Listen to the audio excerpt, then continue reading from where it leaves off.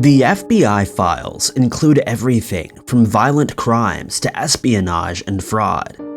Many of the cases the agency looks into are quickly solved, but others remain cold cases for decades or take years of careful investigation before they are finally solved.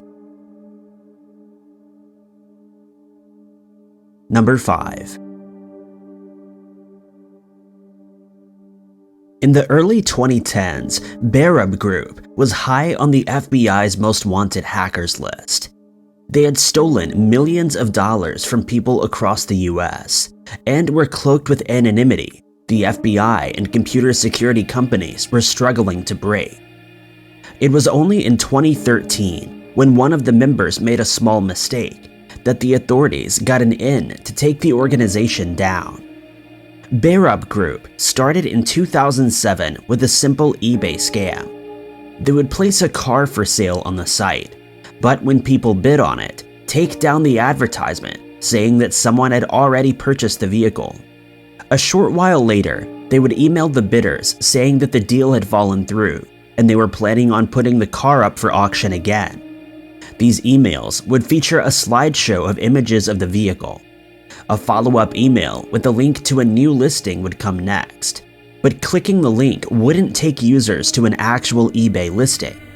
The slideshow of images included a piece of malware which would redirect the link to a fake replica of an eBay page.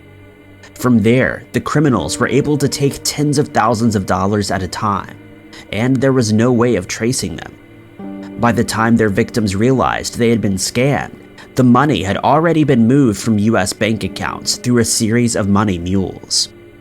As the years went on, the group developed. The malware they planted would give them more control of their victim's computer, and they were able to track keystrokes which would give them access to the victim's online banking.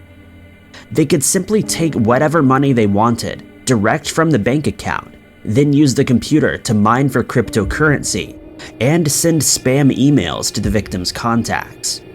By its peak, the group had infected more than 400,000 computers. The criminals used 2 proxy layers to hide their location.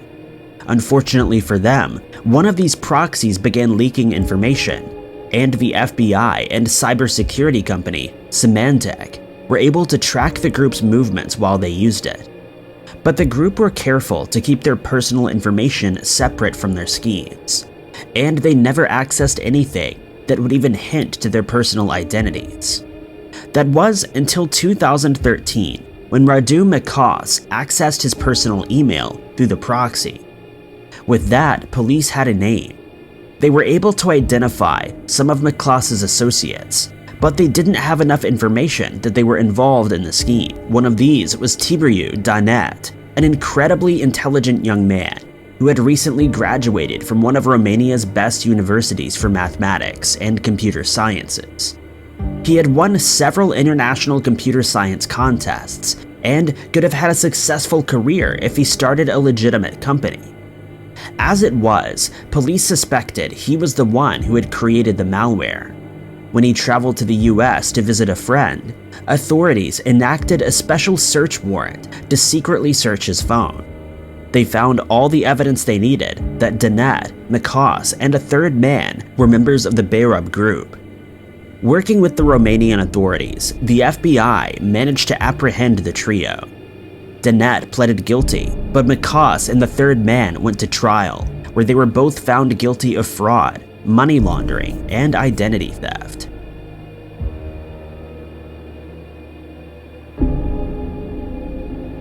Number 4.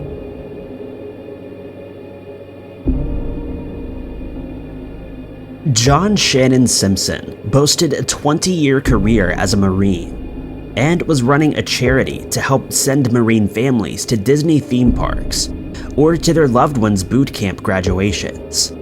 So when he approached Kathy Wells for a donation, she was more than happy to give.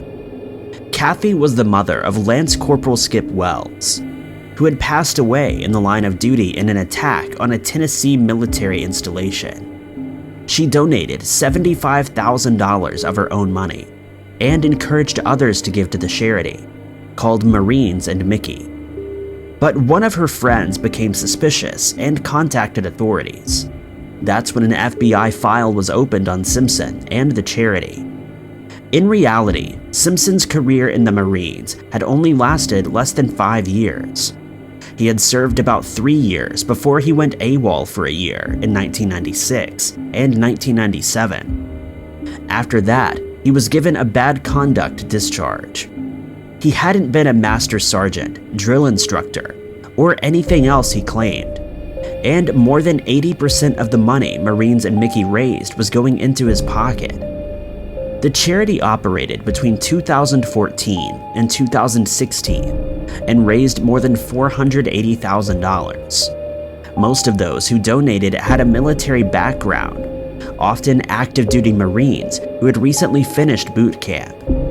Sometimes it would be a one-off donation, but Simpson would also take recurring payments directly from their bank accounts. It's advertised that 100% of the money went to sending Marine families to Disney, or so families could see their loved ones graduate from boot camp in California or South Carolina. But only about $90,000 went towards the trips Marines and Mickey were supposed to support. The rest of the money went to support Simpson's life, including rent for his home in Florida, $8,000 for his business, and a tax payment for his ex-wife's business. As the FBI investigated, authorities in Florida were working entirely different crimes that Simpson was suspected of. In 2017, he was arrested for multiple offenses, including burglary, stalking, and violating a domestic violence injunction, for which he received a 9-year sentence. After that case was finished, he was extradited to South Carolina to face the FBI's wire fraud charges, for which he received a 4-year sentence.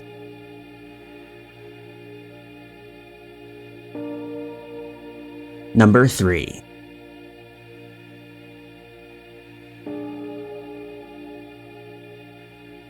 The FBI has always had espionage high on its list of priorities.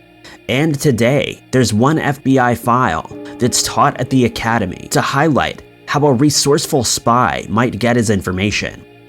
That's the case of Marian Zakarski. Zakarski was born in Poland in 1951, and he studied business at a Warsaw college and took great pride in his country. At some point, he joined the Polish intelligence service. As Poland was part of the Eastern Bloc at the time, the intelligence service had ties to the Soviets' KGB and was working on trying to steal aerospace technology from its Cold War enemies. In 1975, Zakarski moved with his wife and daughter to the United States. Officially, he was the president of the Polish-American Machinery Corporation. It was a role he was very successful in, selling machinery to American companies and showcasing his business skills that would come in useful after the Cold War. But when he wasn't at work, he was developing a friendship with William Bell. Bell was an aerospace engineer at Hughes Aircraft. He had a lot of debt, was recently divorced, and was struggling to get his life back on track. He lived in the same condo complex as Zakarski, and the two became friends, playing tennis together. Zakarski had been manipulating Bell all along, though. It started out with just asking Bell to get him connections at Hughes Aircraft Company for his machinery business. Then he proposed Bell share his knowledge on engineering matters as a paid consultant. Slowly, Bell progressed to sharing company secrets with Zakarski. At this point, he'd been provided with high-resolution cameras to take photos of secret plans and concealed devices like a tie rack to gather more confidential information.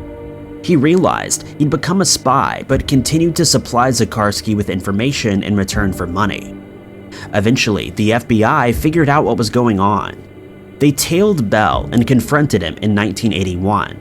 Bell confessed and agreed to wear a wire in his next meeting with Zakarski. Both men were arrested and charged with espionage. Bell pled guilty, while Zakarski was sentenced to a full life sentence.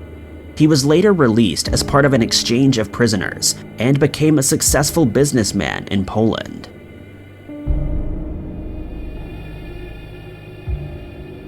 Number 2.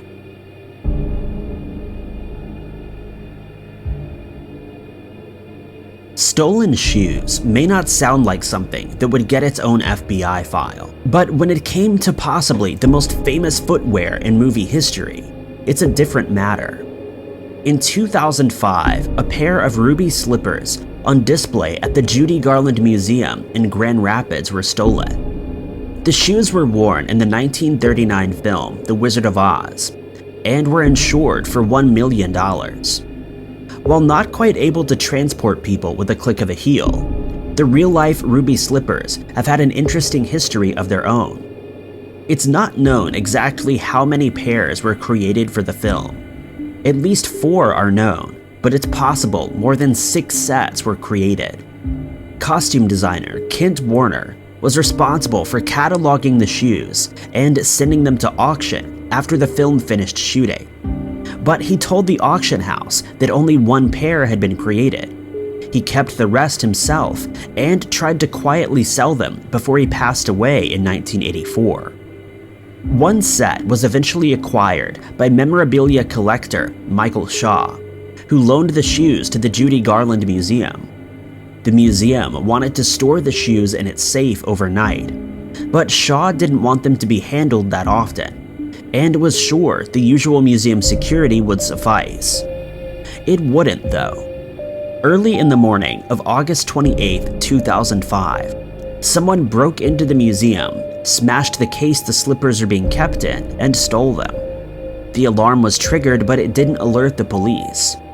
An extensive local investigation got underway, and a reward of $250,000 was offered for information. For a while, it was thought that Shaw might be behind the robbery for insurance, but that was eventually found to not be the case. The case went cold, but in 2017, someone came forward claiming to know where the shoes were.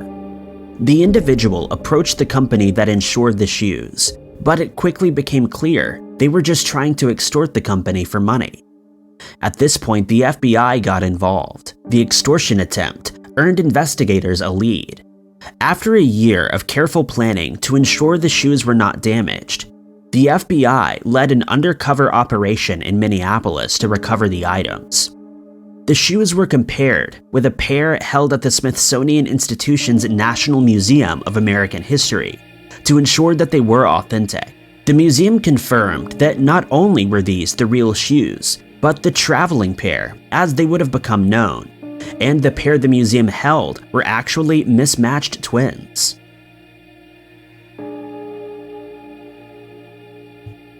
Number 1.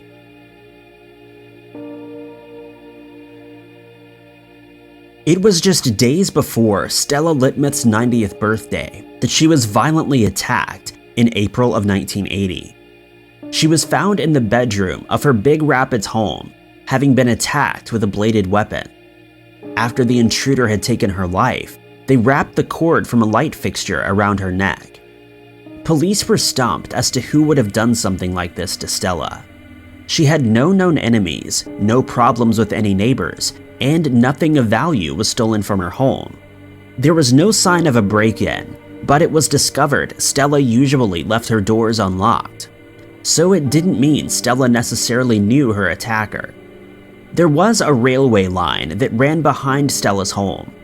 Police believed her attacker may not have been anybody local at all, but a transient person who got off the train behind the house to commit the attack at random. They feared the attacker would be well on their way by the time Stella was even found. The culprit hadn't been particularly careful and had left fingerprint and handprints all around the house. In particular, a set of handprints found on the base of a light fixture that had been used in the attack were very clean.